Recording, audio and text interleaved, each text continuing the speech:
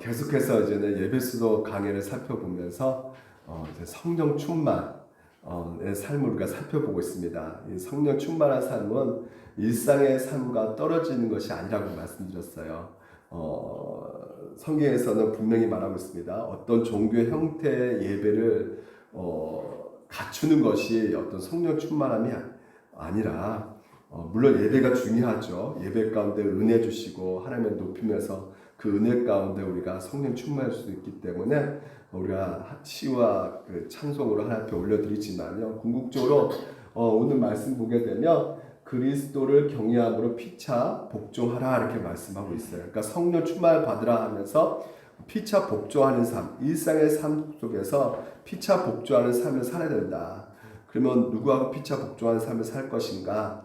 세 파트로 말씀을 드렸죠. 부부의 관계에 대해서 성경에서 말해주고 있고요. 그리고 부모와의 자녀의 관계, 주인과 종의 관계에 대해서 성경에서는 말을 해주고 있는 것이죠. 그래서 우리가 좀 가운데 부모와의 자녀의 관계에 대해서 우리가 지난 시간에 자녀로서 부모에게 어떻게 행동할 것인가에 대해서 살펴보았죠. 자녀의 역할을 우리가 살펴보았습니다. 어떻게 하라 그랬죠? 우리 같이 한번 읽어볼까? 시작! 자녀들아 주 안에서 너희 부모에게 순종하라. 이것이 옳으니라 이렇게 말씀하고 있어요. 그러니까 다른 어떤 종교, 유교, 불교도 부모 공경을 합니다. 근데 일반적 의미 가운데 성경에서는 부모를 공경하라고 말하고 있지 않고요. 주 안에서를 말하고 있어요. 주 안에서라는 것은 무슨 말입니까? 우리가 주님의 놀라운 사랑을 받았다는 것이죠. 은혜를 받았다는 것입니다. 주님의 그 용서를 통해서 오늘도 내가 도무지 용서할 수 없는 부모님, 상처를 주는 부모님까지도 우리가 어떻게 해야 된다는 것이요? 공경을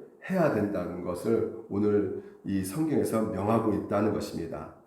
그래서 우리가 부모 공경해야 되는 것이에요. 이게 바로 뭐라고요? 성령 충만한 삶인 것입니다. 네, 다른 것이 아니에요. 성령 충만한 삶은요. 일상의 삶 가운데 있는 것이에요. 그 오늘은 이제는 부모가 자녀에 대해서 어떤 역할을 할 것인가에 대해서 우리가 살펴보려고 해요. 사실상 저는 이 오늘 본문 굉장히 힘들었습니다. 왜냐하면 설교 준비하는 게 너무나 힘들었던 것이 제가 부모로서 제 아들에게 이렇게 정말 그리스도의 모습으로 살아낸 적이 별로 없었던 것 같아요. 그래가지고 그 말씀 준비하면서도 굉장히 이렇게 힘들었거든요. 왜냐하면 제 안에 이런 통제 욕구라는 것이 굉장히 강하게 있었거든요. 그러니까 우리 모두가 어떤 통제 욕구는 다 있거든요. 인간의 본능 가운데 통제 욕구는 있습니다. 다시 말해서 미래를 좀 내가 바라는 대로 통제하고 싶은 것이죠. 그런 어떤 성향이 저에게는 좀 더 너무나 강하게 있었기 때문에 이 세상에 오직 나만이 나의 인생 또 나의 가지고 지킬 수 있다고 생각하는 그 경향 가운데 20대부터 청소년 때부터 20대, 30대, 40대 살아오면서 한국 사회가 이미 정해놓은 어떤 성공의 기준이 있지 않습니까? 이 성공의 기준을 내가 차지하면 분명히 행복할 것이라는 그 생각 가운데 그 인생의 안정과 성공을 위해서 달려왔단 말이죠. 그래서 우리가 아시다시피 한국 사회에서는 인생의 성공과 안정 이런 모든 것들을 통제하는 방식이 무엇이냐? 바로 대학 입시거든요. 대학 입시 이런 것들로 우리가 자신의 인생을 통제하고자 하는 그런 것들이 많이 열려져 있는 거거든요. 그래서 내 인생을 좀 더 성공적으로 내 인생 행복하게 좀 통제할 수 있는 그 가능성이 크게 열려져 있는 것이 바로 이제 대학 입시라는 거죠. 그래서 부모들은 이런 대학 입시, 이런 아이들을 어떻게든 좋은 대학교에 보내려고 이제는 노력을 하는 것이죠. 그래서 여러분 서울대 이렇게 신림역에 가보면 서울대생들이 이렇게 이런 옷을 입고 있어요. 서울대 마크 이렇게 입고 있으면 굉장히 어때요? 받는 느낌이 우리가 예상할 수 있지만 저 애들은 성공했다.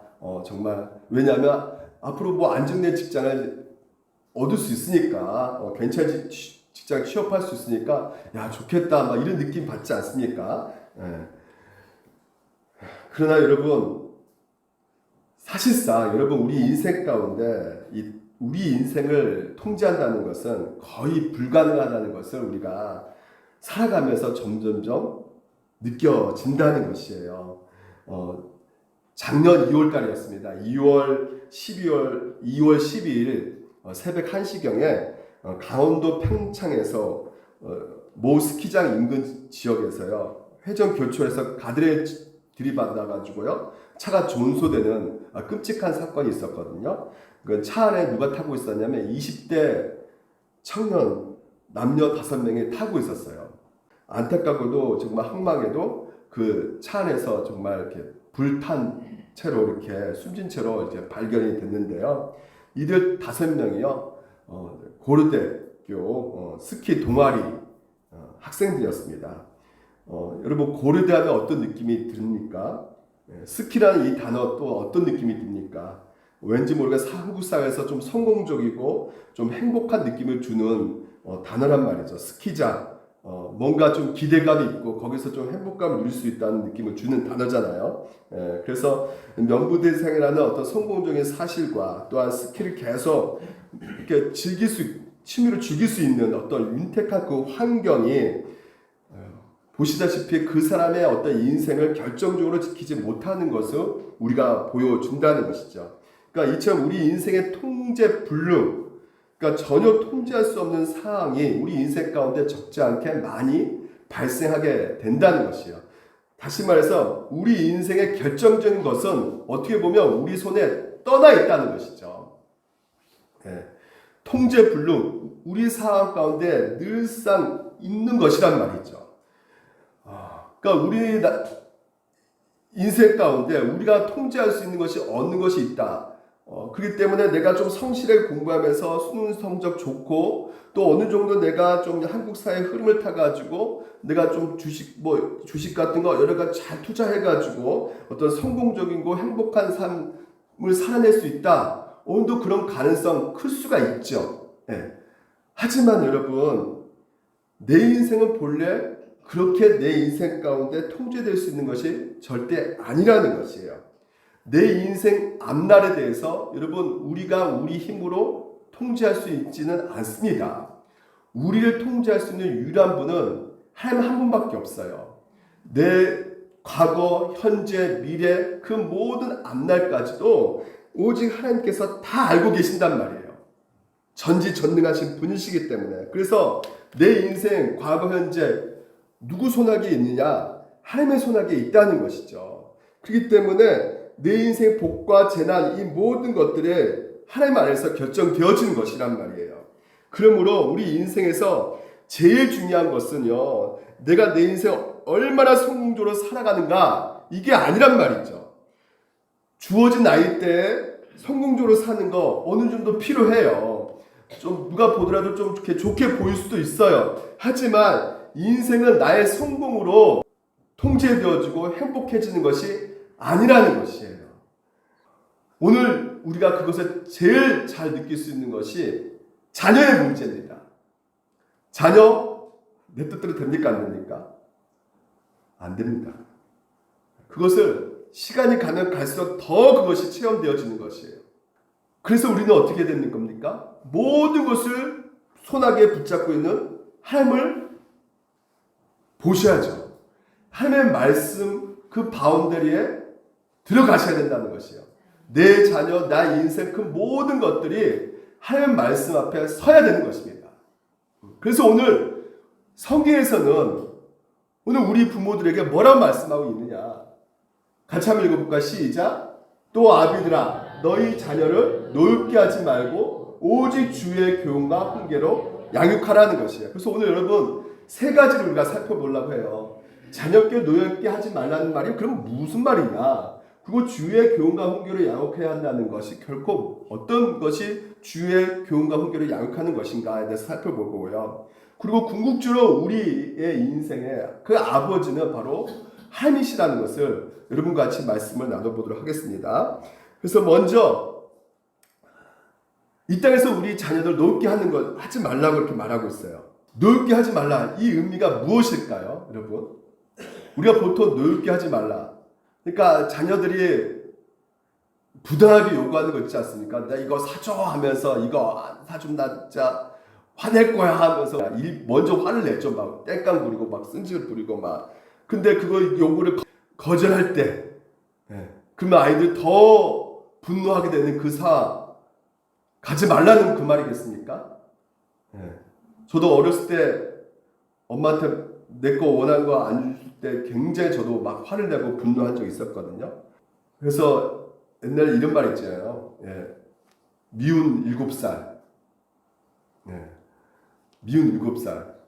너무나 부모님을 성질나게 하고 막 힘들게 하는 7살이 미운 7살인데 요즘에는 또 시대가 바뀌어져 가지고요. 미운 2살, 3살. 그리고 미운 7살도 아니에요. 지금은 쥐고 싶은 7살. 이렇게 바뀌어져 버렸어요. 너무나 황당한 일이지만요. 자녀 너무나 예쁘고 사랑스럽고 그렇지만요. 정말 그 자녀가 사실상 우리 부모의 마음을 상하게 만드는 존재란 말이죠.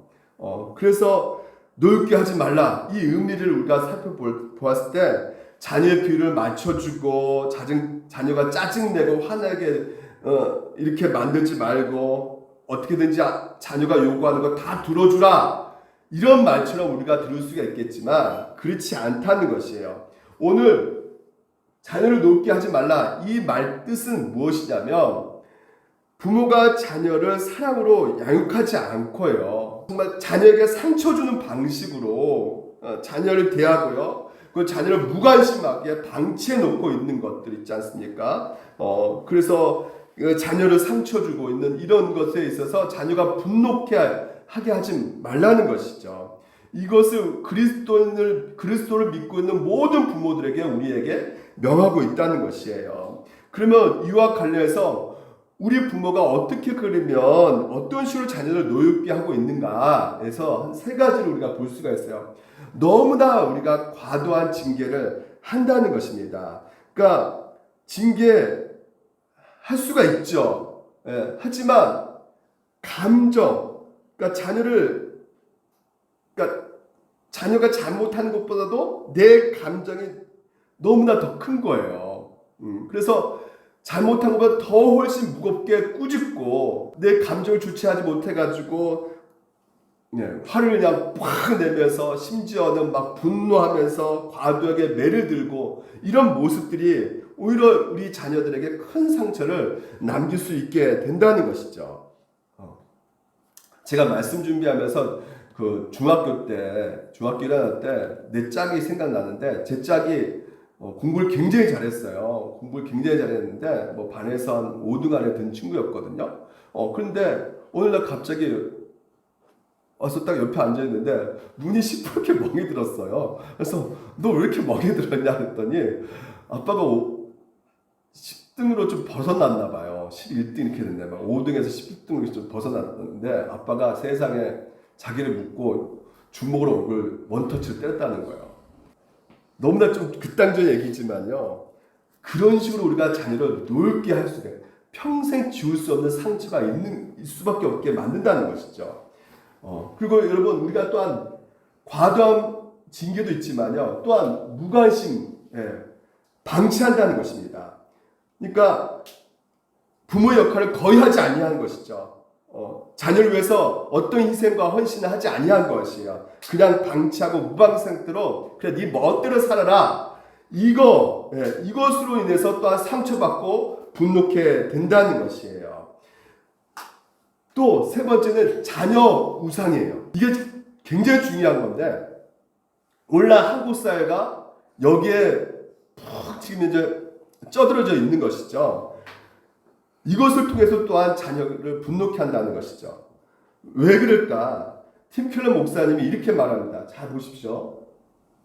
부모가 자신의 자녀를 우상으로 삼을 때, 즉 자녀를 자신의 인생의 의미와 목적과 가장 중요하고 그리고 자신의 인생의 진정한 행복과 생명으로 삼게 되면, 그러니까 한마디로 우상으로 삼게 된다는 것이에요. 그러면 이 부모는요, 이 자녀의 어떤 성공이나 성취나 성장을 통해서 끊임없이 자신의 가치를 확인하려고 하기 때문에 그 부모는 그 자녀를 통해 자녀의 꿈이 아니라 자신의 꿈을 이루려고 한다는 것이에요. 그래서 자녀를 자신의 꿈을 이루기 위해서 강압하고 이게 노엽게 하는 것이란 말이죠. 강압하고 통제하고 계속적으로 옥죄고 뭔가 자신이 원하는 성과를 자신의 자녀가 대신해서 이루어줄 수 있도록 하는데, 그렇게 하면 자녀는 어떤 면에서는 그 불행한 삶으로 몰고 가고 있는 것이다 라고 팀 켈러 목사님이 말씀하고 있다는 것이죠. 이건 정말 실제 이야기입니다. 어떤 엄마가요, 진짜 자녀를 어떻게 통해서 자신의 어떤 못다한 이룬 꿈을 있지 않습니까? 그것이 이제 성적과 대학에 관련된 어떤 꿈들이 있었는데, 그것을 이루기를 원했던 것이에요, 자녀를 통해서. 그래서 자녀가 꽤 공부를 잘하고 있는데, 반에서 뭐 1, 2등 다투는데, 그럼에도 불구하고 자녀가 새벽 2시까지 방에다 가둬놓고 그 방 앞에 의자 딱 놓고 감시하는 거죠. 자나 안 자나. 자고 있으면 어떻게 합니까? 똑똑똑 이렇게 문으로 보는 거예요. 일어나, 일어나. 그래서 자녀가 성적이 좋을 때는 너무너무 좋아하고, 성적이 나쁠 때는 어떻게 합니까? 극과 극이 되는 거예요. 폭력과 이제 폭언이 막 일삼는 것이죠. 근데 이런 부모에게 어찌됐든 우리가 물어보면 이거 자녀를 노엽게 하는 거 아닙니까? 이렇게 물어보면 무슨 소리냐? 내가 자녀를 사랑해서 그런 건데 이게 뭐 노엽게 하는 것이냐? 이렇게 말할 수 있지 않겠습니까? 근데 사실상 자녀를 향한 사랑이 아니라 누구를 사랑하는 것이에요? 자기를 사랑하는 것이란 말이죠. 말로는 다 너를 위해서 이렇게 한다 이렇게 말하지만, 내면에 들어가 보게 되면 자기가 성취 못한 것을 자녀를 통해서 대신 성취하려고 하는 그런 마음의 심리가 자리 잡고 있는 것이란 말이죠. 그래서 이것을 다른 표현으로 녹을 줄 알면 자기 욕심인 것이란 말이에요. 제가 그랬습니다. 제가 예전에 제 아들 몇 살 때는 모르지만 1시간 동안 성적 때문에 잡고 있었어요, 막. 예. 근데 이제 장모님이 갑자기 이제 나타나셔가지고 이제 그만해, 하지 마, 막 그러셔가지고 제가 더 이상 제 아들을 잡지 못했는데, 그때 생각에는 왜 내 자식인데 내 정말 뭐 더 성적 올리려고 다 자식 잘 되기 위해서 그런 거 한 건데 왜 그러실까 막 이렇게 생각했거든요. 근데 그것은 저를 포장한 것이었어요. 예. 우리가 하나님 앞에 정직해야 됩니다. 그 마음의 깊은 곳에 내면을 들어가 보게 되면 내 안에 뭐가 있었냐면, 그런 것들을 통해서 자랑거리를 삼으려고 했던 내 모습이 보였단 말이죠. 그러니까 이런 모습을 통해서 남들에게 좀 자식 잘 되는 게 부모의 큰 자랑 아니겠습니까? 그러니까 그런 자랑거리를 만들기 위해서 제가 이렇게 막 푸시했던 거였단 말이죠. 우리가 그럴 수가 있단 말이에요. 육신적인 어떤 자랑거리를 자녀를 통해서 이루기 위해서 더 강압적으로 푸시하는 경우가 있단 말입니다. 근데 그것은 자녀를 사랑한 것이 아니라, 자녀를 위해서 한 것이 아니라 결국 자기 사랑인 것이란 말이죠. 이것이 뭐예요? 자녀가 우상이 될 때 그렇단 말이에요. 그래서 자녀를 통해서 계속적으로 자기 자신을 확인해 가는 것이란 말이에요. 자신이 원하는 어떤 인생의 의미와 목적을 자녀로부터 확인하고 이루기 원하고, 그런 이유로 자녀를 계속 프레스, 옥죄고 있는, 통제하고 있는, 그래서 불행한 길로 몰고 가는 그런 모습이 오늘 이 자녀를 노엽게 하는 모습이라는 것입니다. 결국 이 모습 가운데 뭐가 나올 수밖에 없는 것이에요. 끊임없이 비교의식이 나올 수밖에 없어요. 그래서 자녀를 어떻게 말합니까? 그 비교의식 가운데 그 상대방 누구 아들은 성적이 어떻게 나왔더라, 누구는 이렇게 공부를 잘하더라 하면서 비교하면서 공부 동기 부여 방식을 비교의식으로 부추기는 방법을 쓰고 있단 말이죠. 이거 자녀를 상처 주는 것이에요.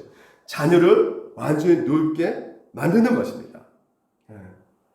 그러니까 여러분, 훈육과 이게 바로 학대예요.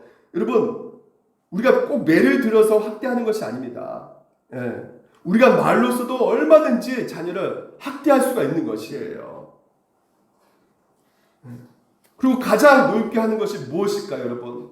여러분, 진짜 가족, 내 자녀를 가장 노엽게 만드는 것은 무엇일까요? 부부싸움입니다. 예.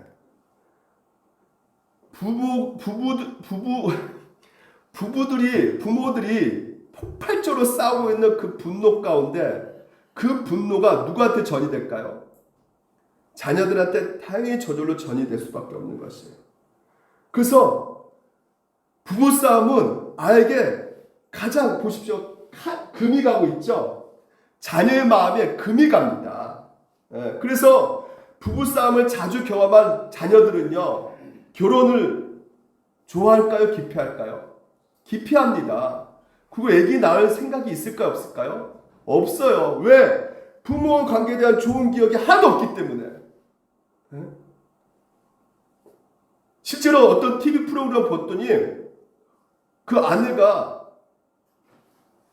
그 부부싸움 하고 있는데 그 충격 가운데 자기의 옛날 트라우마가 막 떠오르는 거예요. 그 트라우마가 뭐였냐면 어렸을 때 그 부모님들이 그렇게 싸우는 것을 보고 너무나 그냥 답답하고 그냥 내 마음 가운데 자기 마음 가운데 분노가 막 올라오는 상황 가운데 이불을 뒤집어 쓰고 막 그냥 불안감 가운데 떨었다는 것이에요. 이불 뒤집어쓰고 그래서 이불 뒤집어쓰고 방에서 나는 절대 결혼하면 나는 부부싸움 하지 않을 거야 하면서 막 그냥 외치면서 했는데 세월이 지나 자기가 부부가 되니까 자기가 똑같이 싸우더라 이거예요. 자식들 앞에서. 그래서 거기 프로그램에서 뭐라 말하냐면 자녀들에게 진짜 잘해주고 싶습니까? 뭐 장난감 사주고 좋은 학원 보내주고 극성스럽게 잘해주고 싶습니까? 그거 다 소용없다는 거예요. 제일 중요한 게 친밀감이라는 거예요. 그럼 무슨 누구하고 친밀감이냐? 자녀하고 친밀감 있게 보내면 되겠군요. 너 누구하고 친밀감 있게 보내라는 거예요? 부부하고 친밀감 있게 보내라는 것이에요. 그래서 여러분 제자훈련을 보게 되면요, 그 제자훈련에서 이렇게 나오는 그 행동 방식 가운데 아내를 업고 그 거실을 5바퀴 돌기가 있어요. 아내를 업고 거실을 5바퀴 돌고 있어요. 우리 최은정 집사님 업고 5바퀴 거실을 막 돌고 있으면 누가 따라올까요? 민석이가 웃으면서 하하하 하면서 막 따라올 것 같아요. 막 이거 뭐야 하면서 막 네. 너무 행복해 보이는 거죠. 그럼 제가 아는 목사님은 하나님은 어떻게 자기가 정말 함께 있다는 걸 느꼈냐면 제가 공부 때문에 시험 때문에 굉장히 고통받고 있는 상황 속에서 막 집에 와서 봤더니 엄마 아빠가 서로 둘이 손잡고 자기를 위해서 막 기도하고 있었다는 것이에요. 그리고 기도하고 찬양하는 모습을 본 거죠. 그래서 내가 지금 이제 비록 힘들고 어렵지만 이 부모가 기도하고 찬송하는 것을 보게 되면 진짜 하나님의 우리 가정 함께하고 계시구나. 그걸 더 풍성하게 느끼게 돼가지고 더 하나님 앞에 매달리고 하나님의 예배 가운데 참석하게 되었다고 그 목사님 간증을 제가 든 적이 있거든요. 그렇습니다. 오늘 이 지점에서 가장 중요한 팩트가 무엇이냐면 오늘 우리 자녀들은 부모의 것이 아니란 말이에요. 자녀의 주인은 부모가 아닙니다. 누굽니까? 오늘 여러분의 주인이 누굽니까? 하나님이신 것처럼 자녀의 주인도 하나님이시란 말이에요. 그래서 하나님께서 우리 자녀를 주셨을 때 하나님과 계획과 뜻과 그 목적 가운데 자녀를 양육하라고 우리 가운데 주신 것이란 말이죠. 그래서 자녀가 궁극적으로 내 자녀가 아니라 하나님의 자녀이고 하나님의 소유이기 때문에 우리에게 주신 이유가 무엇이겠습니까? 그 자녀를 통해서 하나님의 계획과 뜻이 이루어지도록 양육하라고 빚어가게끔 성장하도록 하나님께서 우리에게 자녀를 유탁하셨다는 것을 오늘 우리가 기억하셔야 된다는 것이에요. 자녀는 부모의 꿈을 이루기 위해서 존재하는 것이 아닙니다. 자녀 또한 내 꿈을 이루기 위해서 있는 존재가 아니란 말이에요. 누구의 꿈을 이루기 위해서요? 하나님의 꿈을 이루기 위해서 존재하는 것이란 말이죠. 물론 자녀가 정말 훌륭하게 많은 사람들에게 칭찬받고 성장해 주기를 원하고 있죠. 잘 되기를 바라는 마음은 다 부모의 동일한 마음일 거예요. 그런데 여러분 제일 잘 되는 것이 무엇일까요? 자녀에게는요. 대학교? 뭐 좋은 직장? 물론 잘 되는 것이죠. 하지만 자녀가 아무리 살아도 몇 살까지밖에 못 살아요. 이 땅에서는요. 100살입니다. 120살? 이 땅에서는요. 뭐가 제일 중요합니까? 우리 자녀가 영원히 사는 것이죠. 영원한 생명을 얻는 것이란 말이에요. 네. 영원히 살아가는 그 삶, 우리 자녀가 살아간단 말이죠. 그렇다면 오늘도 영원한 생명 얻고 영광 가운데 기쁨을 누리며 살아가는 것이 오늘 우리 자녀에게 가장 선하고 좋고 영광스러운 일이 되기 때문에 우리가 이 땅에서 예수 그리스도 우리 자녀가 영접하고요. 모든 죄 용서받고 구원받고 영생을 얻어서 하나님의 자녀가 되어서 때로 이 땅에서 정말 많은 사람들의 경쟁에 뒤처질 수 있지만 때로는 이 땅의 그 방식 기준 가운데 미치지 못할 수도 있겠지만요. 그럼에도 불구하고 이 자녀가 이 땅에서 하나님의 영광을 위해서 하나님을 위해서 살게 된다면 오늘 우리가 우리 자녀를 이끌 수 있는 최선의 지점이라는 것을 우리 가운데 하나님께서는 말씀해주고 있는 것입니다. 그래서 오늘도 여러분 우리가 가장 중요한 것이 무엇입니까? 노엽게 하는 것이 무엇이에요? 영적으로 노엽게 해서는 안 된다는 것이에요. 영적으로 그냥 가만히 방치해놓고서는 안 된다는 것입니다. 신앙생활이 어떻게 되든지 뭐냐 그거 관심 없고 그냥 너 무조건 좋은 데 가고 너 무조건 돈 많이 벌고 너 무조건 성공해라 이렇게 가면 그것이 바로 무엇입니까? 영적으로 자녀를 높게 하는 것이란 말이에요. 자녀를 위해서 영적으로 기도해 줘야 되는 것입니다. 자녀를 위해서 영적으로 그 자녀에게 오늘 우리가 가장 중요한 하나님 나라를 소개해 줘야 되는 것이에요. 그래서 오늘 보십시오. 두 번째, 오직 주의 교훈과 훈계로 양육하라는 것이에요. 그냥 교훈과 훈계 아닙니다. 다른 종교 교훈 훈계하라고 말하지만 기독교는 주의 교훈과 주의 훈계예요. 그러면 이 교훈은 뭘까요? 양육입니다. 파이오니아. 양육이 하는 것이에요. 훈계는 뭐예요? 잘못된 거에 대해서 징계하는 것이죠. 더 좋은 방향으로 가게끔 말해주는 것이란 말이에요. 그래서 주의 교훈과 훈계로 양육하라. 그러면 그 앞에 주라고 붙어 있어요. 그럼 주가 무엇입니까? 주의 교훈과 훈계를 양육하라. 간단합니다. 오늘 내 자녀가 주님께서 오셔가지고 어떻게 양육하실까 생각하면 그냥 답이 나옵니다. 여러분, 내 자녀의 아버지가 예수님이 오셔가지고 직접 양육하셔요. 그러면 어떻게 양육하실까요? 새벽 2시까지 너 공부 안 하니? 그러실까요? 그런 가압을 하고 그냥 주먹으로 때리고 부부싸움하고 그러실까요? 그리스도께서 우리 부모가 되실 때 가장 먼저 하실 거라는 것이 무엇일까요? 뭐겠습니까? 하나님 나라를 소개하겠죠. 하나님이 어떤 분이신 것을 알려주겠죠.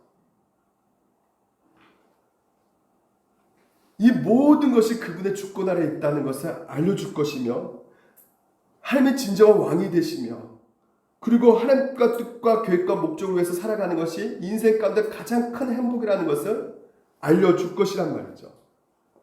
그리고 하나님께서 죄인들을 얼마나 지극히 사랑하고 계신다는 것, 그래서 죄인은 우리를 구원하기 위해서 하나밖에 없는 아들을 내어주시면서까지 우리를 사랑하신다는 것, 그래서 그 예수 그리스도와 연합해서 우리를 아들, 딸로 삼으셨다는 거, 영원한 하나님의 영광과 그 기업을 물려주셨다는 거, 그거 오늘 우리를 위해서 가르쳐 주시지 않겠습니까? 주의 교훈과 훈계, 그거 가르쳐 주실 것이란 말이죠. 자녀들 위해서 양육하실 때. 우리는 물론 그렇습니다. 우리 또한 영어, 수학 이런 거 가르쳐 주는 거 중요하죠. 물론 중요합니다. 올바르게 사회 구성원으로서 어떻게 살아가야 될 것인지 가르쳐 준 거 정말 중요해요. 하지만 그 어떤 것보다도 우리는 그것이 우선이 될 수 없어요. 앞에 주가 있기 때문에. 주의 교훈과 훈계란 말이에요. 그래서 하나님이 어떤 분이신가, 선하신 분이라는 것을 알려주셔야 될 겁니다. 여러분, 이 공중곳에 잡고 있는 사단 마귀와 이 세상과 우리 육신의 이 죄악성은요, 끊임없이 거대한 문화를 만들어버렸어요. 네. 그래서 이 땅에서 금수저, 흙수저, 경쟁 구도 가운데 사람들을 세상 기준의 방식 가운데 평가하도록 만들어버렸단 말이죠. 그래서 왜 나는 이렇게 태어났지? 너 왜 이 모양 이 꼴로 살아가는 것이지? 너 왜 이런 집에서 태어났을까? 이게 문화 구조거든요. 이 사회 구조거든요. 자본주의 사회 구조가 이런 시대에 우리가 들어가 있단 말입니다. 적자 생존, 끊임없이 경쟁 구도 가운데 들어가 있는 상황 속에서 당연히 뭐가 나올 수밖에 없어요. 그 사회 속에서 나고자 하고 실패한 사람이 나올 수밖에 없게 돼 있는 그 구조 가운데, 그런 상황 속에서 왜 나에게 이런 시련을 주십니까? 왜 나에게 이런 고난을 주십니까? 근데 하나님께서 이스라엘 백성들을 어떻게 하십니까? 출애굽 시켜놓고서 어딜 들어가요? 그들을 데리고 광야로 들어갑니다. 광야에 뭐가 있어요, 없어요? 뭐도 없고 물도 없고 뭐도 없고 뭐도 없고 뭐도 없다고 막 불평불만 하잖아요. 근데 하나님께서 그들에게 말씀하고 계신 것이 무엇입니까? 모세를 통해서 하나님께서 그 모든 것을 허락하신 것은 모든 것이 선하다고 믿으라는 것이에요. 광야는 결국은 우리를 성장시키기 위한 하나님의 레슨장이란 말입니다. 여러분, 운동하러 체육관 들어가잖아요. 체육관 가서 근육을 왜 키우는 겁니까? 우리를 어떻게 더욱더 단련시키기 위해서 그 고단한 힘든 무게를 든단 말이죠. 마찬가지입니다. 같이 한번 읽어볼까요? 시작. 고난당한 것이 내게 유익이라. 이로 말미암아 내가 주의 윤례들을 배우게 된다는 것이요. 여러분, 고난 자체가 여러분 유익되는 것이 아닙니다. 보통 부모님들 핸드폰에 그러잖아요. 내가 이렇게 고생했다. 내 이런 고난에 너 이렇게 봤냐? 나는 이렇게 고생했다. 군대도 얘기도 막 하잖아요. 현역에서 막 방위를 무시하면서 막 나 군대에서 이렇게 고생했다 하면서 당한 고난 자체가 우리에게 유익이 될 수 있는 것이 아니죠. 근데 우리 그리스도인은 왜 고난 당한 것이 유익입니까? 바로 힘들고 지칠 때 누구한테 의지할 수 있는 것이에요? 하나님께 의지하고 그 의지 가운데 하나님과 함께 하심을 누릴 수 있기 때문에 유익이라는 거예요. 하나님이 빠지면 유익이 될 수가 없는 것입니다. 고난은요. 하나님이 나와 함께 하심을 더욱더 누릴 수 있기 때문에 그 고난이 유익이다.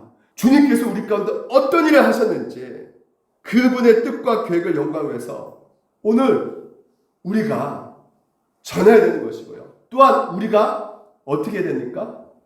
그 말씀대로 살아내야죠. 하나님이 가장 우선이다. 하나님의 영광, 하나님의 나라. 근데 제가 제 아들한테 야, 하나님도 좋지만 너 돈 열심히 더 벌어야 된다. 너 성공해야 된다. 너 진짜 성공하면 큰일 나. 너 인생 진짜 어떻게 살라 그래. 제가 옛날에 그랬어요. 하나님이 정말 창조주고 주권자고 만왕의 왕이시라는 것을 믿고 있는 그 아빠가 삶 속에서는 여전히 주인이 누구처럼 살아가고 있어요? 돈이 왕이고 돈이 주인이고 돈이 주권 아래 살아가고 있는 모습을 보인단 말이죠. 자식한테. 그 누굴 두려워해요? 하나님을 두려워하는 것이 아니라 세상을 두려워합니다. 그것 때문에 없어가지고 안절부절 막 떨고 막 이런 모습 본단 말이죠. 그러니까 입술로는 그래요. 하나님의 아빠가 믿으라니까 믿지만 암묵적으로는요. 그 마음 가운데 우리 아버지 돈이 더 중요하게 생각하는데 하나님보다 돈이 더 좋은 것 같은데 그래서 스스로가 어떻게 생각합니까? 진짜 하나님이 살아계신 건 맞아? 우리 아버지 돈이 우상인데. 그러니까 어느 정도 지성이 형성되면요, 그때부터 교회를 안 나가요. 그래서 목사님 중에서도 자녀 중에 교회 안 나가는 사람들 많습니다. 오늘 여러분, 우리가 이 말씀 통해 우리가 기억해야 될 것은 무엇이냐면, 우리는 반드시 최우선적으로 그리스도의 교훈과 훈계로서 양육할 뿐만 아니라 우리 입술로 증거할 뿐만 아니라 우리 삶 속으로 정말 우리가 완벽하게 살아갈 수는 없지만요, 정말 하나님이 우리 가정의 주인이시다는 것을 드러내는 그 삶을 오늘도 우리가 살아갈 때, 그러면서 하나님 앞에 은혜를 구하면서 정말 차츰차츰 내 자신 스스로가 변해가면서 그 모습을 하나님 앞에 자녀들한테 보여줄 때, 그게 바로 주의 교훈과 훈계가 되어서 오늘도 우리 자녀가 하나님의 사람으로 성장해 가는 것입니다. 이게 바로 부모들아, 너희 자녀를 그리스도의 교훈과 훈계로 양육하라는 말씀의 의미가 되는 것입니다. 마지막으로, 그렇다면 여러분, 오늘도 이 말씀을 우리가 듣고 있으면서도 어떻습니까? 아까 저도 말씀드렸잖아요. 그 말씀대로 제가 설교를 했단 말이죠. 저번 달인가 설교를 했는데, 그때 뭐 정직하게 진실되게 살라고 설교했는데, 그 다음날 제 아들 몰래 아들 신발 신고 다니다가 아들한테 혼났어요. 말씀 들어, 잘 안 돼. 그러니까 어떤 면에서는 보게 되면요, 제가 이 강대생 50분 이렇게 설교하지만 진짜 내가 하나님의 살아계심을 보여주고 있는가, 정말 하나님이 나를 사랑하고 계신다는 거, 하나님이 사랑하고 계신다는 거 여러분 가운데 보여주는가 했을 때 부끄러운 마음뿐이라는 것이에요. 여러분도 마찬가지지 않습니까? 아이들 키우면서 내가 진짜 훌륭한 부모 맞는가? 죄책감에 빠질 때가 있단 말이에요. 오히려 내가 과도한 징계할 때가 있고요. 또한 심지어 내가 입에 닿지 못하는 막 욕설도 할 때도 있고요. 짜증 부릴 때도 있고 분노케 하는 그런 모습들이 우리 가운데 나온단 말이에요. 그래서 자녀들의 생각에 너무 미안하다는 생각 가운데, 나에게는 정말 소망이 없는가 보다. 정말 내 자녀들이 더 좋은 부모 만났으면 이러지 않았을 텐데, 나 같은 부모 만나가지고 그 소망이 이른 것 같다는 느낌이 든단 말이죠. 근데 오늘 성경 전체가 우리에게 주신 메시지가 무엇입니까? 우리는 결코 소망을 잃어버릴 수가 없게 된다는 것이에요. 이 땅에서 내 자녀가, 곧 내가 그 하나님의 말씀대로, 하나님의 원하는 대로 우리가 살지 못한 그런 경우가 있고, 또한 이 세상 가운데 실패를 거듭거듭 경험한다 할지라도, 우리가 어떤 상황 속에 있어도 결코 여러분 우리가 소망을 잊어버릴 수가 없는 그 이유가, 왜냐하면 우리는 실패할 수 있어도 하나님은 실패하지 않으시기 때문에 그렇다는 것이에요. 오늘 말씀과 관련해서 특별히 우리가 부모로서 자녀에 대한 그 양육을 실패할 수 있지만, 하나님께서는 우리 자녀 양육하는 것에 있어서 절대 실패하지 않으신다. 궁극적으로 우리 자녀의 아버지가 하나님이시기 때문에 하나님께서 우리 자녀들을 기르실 것이란 말이에요. 그렇기 때문에 소망이 있는 것입니다. 내 뜻대로, 내 계획대로 내 자녀가 움직이는 것이 아니라 하나님의 뜻대로, 하나님의 계획대로, 하나님의 영광을 위해서 움직여 가신단 말이에요. 이것을 우리가 믿어야 되는 것입니다. 하나님께서 기르시는 것이란 말이에요, 궁극적으로. 그래서 말씀 보십시오. 하나님이 미리 아신 자들 또한 그 아들의 형상 본받게 하기 위하여 미리 정하셨으니 이는 그런 많은 형제 중에 맏아들이 되게 하라심이라. 예수님이 우리의 맏아들이 되기 때문에 오늘 우리 또한 뭡니까? 하나님의 뭐요? 자녀란 말이에요. 그래서 자녀이기 때문에 하나님께서 어떻게 움직여 가신다는 것이요? 우리의 육신적인 어떤 욕심 가운데 움직여 가시는 것이 아니라 그 아들의 형상 본받게 하기 위해서 하나님께서는 어떻게 하신다? 미리 정하신 그들을 이미 하나님께서는 오늘 우리 자녀들에게 계획과 마스터 플랜 모든 것을 다 준비하고 계시고 딱 갖추고 계신단 말입니다. 여러분 이걸 믿으셔야 돼요. 다 하나같이 다 계획을 하나님께서 이미 다 정해놓고 계신단 말이에요. 부르신 그들을 또한 부르다 하신 그들을 또한 여러분께 하신단 말입니다. 그런지 이 일에 대하여 우리가 무슨 말하리요? 누가 대적하리요? 대적할 수 없어요. 하나님께서 내 자녀 내가 기른다는 거예요. 궁극적으로 내가 키우고 갈 것이다. 이 말씀 하시는 것이에요. 누가 하나님 뜻을 말릴 수 있는 사람이 있습니까? 인간이? 없어요. 하나님 뜻대로 하나님 계획대로 움직여 가시는 것입니다. 내 뜻대로 아니에요. 뭘로 보여주신 겁니까? 하나님께서 자기 아들을 아끼지 아니하시고 우리 모든 사람을 위해서 내주셨단 말이에요. 우리 자녀들을 내가 기를 거야. 뭘로 보여주셨다고요? 하나밖에 없는 아들 예수 그리스도를 우리를 위해서 죽이셨단 말이죠. 내주셨단 말이에요. 그렇기 때문에 하나님께서는 오늘 여러분 가운데 우리 자녀들 어떻게 하신다는 거예요? 모든 것을 아낌없이 다 주신다는 것입니다. 믿으십니까? 아낌없이 모든 것을 준비하시고 주시는 것이기 때문에 하나님께서는 여러분 인생 모든 삶 속에서 낙심하지 말라는 것이에요.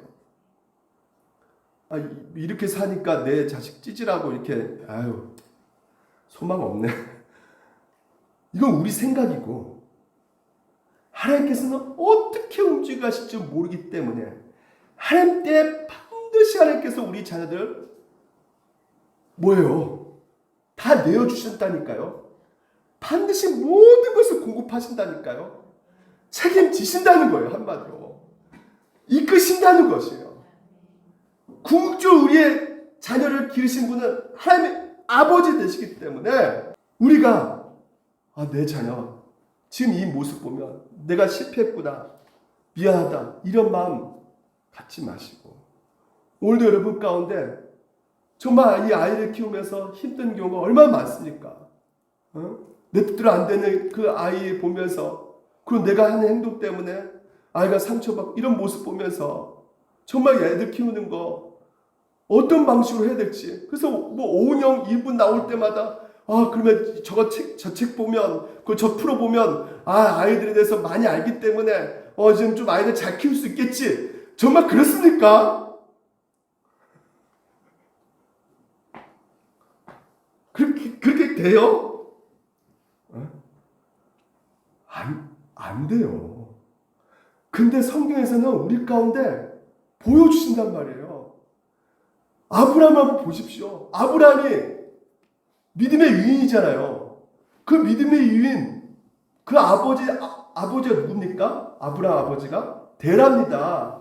우상 숭배자예요. 우상 숭배하려고 끌고 다니는 게 아버지였단 말이죠. 근데 그 아버지 밑에 있는 그 아브라함을 어떻게 하십니까? 하나님께서 믿음의 조상으로 끌고 가셨단 말이에요. 여러분 요셉 보십시오. 그 아버지가 누굽니까? 야곱입니다. 육신의 야곱 여러분 아시잖아요. 얼마나 자기밖에 모릅니까? 편애합니다. 자식들을. 그렇게 진짜 자기밖에 모르고 진짜 함부로 행동하고 즉흥적으로 막 행동하고 사람들 속이면서 그런 아버지 밑에 있는 그 요셉을 어떻게 하신다고요? 믿음의 유인으로 인도하시잖아요. 다윗은 어떻고요? 다윗은 이새의 아들입니다. 그 이새가요 그냥 너 내 아들이었냐? 함부로 취급해버려요. 8명 형제들 가운데. 그런데 하나님께서 그 아무것도 인정해주지 않는 그 다윗을 목자가 되셔서 그 다윗과 함께 그 인생을 이끌어가고 계시지 않습니까? 여러분 어떻습니까? 저도 그래요. 저도 불신자 집안에 태어나가지고 하나님께서 진짜 어렸을 때 진짜 힘들게 부모님들이 살았기 때문에 자식에 대해서 그렇게 크게 생각을 하지 못했겠죠. 먹고 사는 게 바쁘니까. 하지만 말씀을 전하는, 복음을 전하는 목사로 세우신단 말이에요. 이끌어 주신단 말이죠. 그러니까 여러분, 하나님께서는 따라서 합시다. 하나님은 우리 모두의 아버지 되신다. 그렇습니다. 오늘 우리 육신의 부모들은 연약합니다. 때로는 실수해요. 실패할 수도 있어요. 하지만 하나님께서는 같이 한번 읽어봅시다. 시작. 우리가 알거니와 하나님을 사랑하는 자 곧 그의 뜻대로 부르심 입은 자들에게는 모든 것이 합력해서 선을 이뤄간다는 것이에요. 이게 요셉이 뭐라 말합니까? 그 창세기 50장에 그 자기 죽이려고 했던 그 형들을 만나는 그 자리에서 하나님은 당신이 나를 헤아렸으나 우리 하나님은 그 모든 당신의 악행을, 과거의 어떤 상처들을 뭘로 바꾸사? 선으로 바꾸사 우리 모두 구원하기 위해서 하나님께서 이렇게 이끌어 주셨다. 로마서 8장도 동일하게 우리가 겪고 있는 그 실패, 여러 가지 내 힘으로 떠나 있는, 그래서 도무지 답이 안 나오는 그 상태, 여러 가지 우리의 실수, 이 모든 것까지도 하나님께서 어떻게 하신다는 것이에요. 손으로 이끌어 가신다는 것이에요. 그렇기 때문에 우리 인생 자체가 뭐라 그래요? 복된 인생이라는 것이에요. 우리가 뭔가 계속 잘못해도 하나님께서는 하나님 뜻대로 계획대로 복되게 받고 가신다는 것이에요. 이게 하나님의 다짐입니다. 이게 내가 기어코 너희들 인생, 네 자녀들 인생 내가 책임져. 내가 이끌어 갈 거야. 내 열심 가운데 하나님께서 움직여 가신다는 것이에요. 오늘 이것을 우리가 알 때 하나님께서 여러분 가운데, 지쳐있는 여러분 가운데, 자녀 키우는 여러분들 가운데 하나님이 오셔가지고 야, 너 왜 이거밖에 못 키웠냐, 너 왜 똑바로 안 해? 그러실까요? 에? 아니죠. 오늘도 최순원 집사님, 최은정 집사님, 우리 차승희 권사님, 오늘 우리 이점래 권사님, 어머님들한테 다 오셔가지고 또 아버지들 다 오셔가지고 정말 수고한다. 정말 힘들지. 자책하지 마. 너무 힘들어하지 마. 내가 이끌어 갈 거야. 위로해 주시고 안아주신다는 것이에요. 여러분, 지금까지 정말 너무 힘들게 고생하셨고 자녀를 위해서 살아오셨습니다. 하나님께서는 오늘 여러분들 인생 가운데 안아주면서 눈물 닦아주시면서 내가 인도할 거야. 걱정하지 마.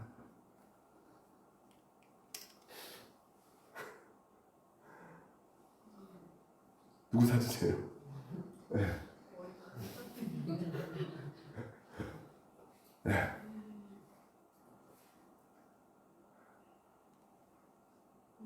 네.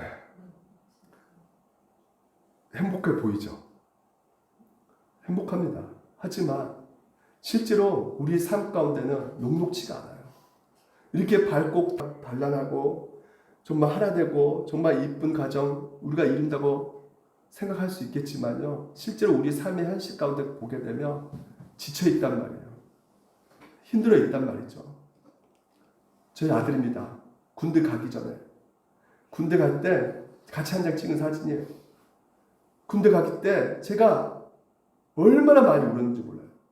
그래서 하나님 앞에 맹세했어요. 저 절대 하나님 내 아들 아프게 하지 않겠습니다.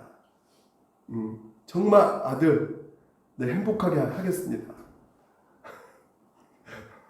그랬더니 군대 제대하고 나서 다시 원상태로. 그게 안 돼요. 아들도 노엽게 하고 힘들게 하고 되지 않더라고요.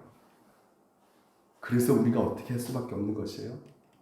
같이 한번 읽어봅시다. 시작. 내 길을 여호와께 맡기라. 그를 의지하며 그가 이루시고 내 일을 빛같이 나타내시니 내 공의를 정오의 빛같이 여호와께 맡기라는 거예요. 하나님께서 이루신다는 것입니다. 너 일을 어떻게 하는 거예요? 넓게 하지 말아라. 그리스도의 주와 훈계로 그냥 가르쳐라. 그러면 오늘도 하나님께서 빛같이 내 자녀를 정말 하나님께서 이렇게 세우실 것이다. 함께 하실 것이다. 축복할 것이다. 이건 내가 함으로 말미암아 하나님께 주신 것이 아닙니다. 이미 하나님께서는 예정하셨고 계획하셨고 우리를 기도를 시키신다는 것입니다. 이미 그 뜻 가운데 여러분이 기도하고 있다면 이미 그렇게 하기 위해서 하나님께서 여러분의 기도를 시켜가고 계신다는 것이에요. 그것을 믿으시고 오늘도 우리가 같이 함께 이 찬양 불러가면서 기도했으면 좋겠어요. 우리가 감사해. 그래서 우리가 감사할 수밖에 없는 것이에요.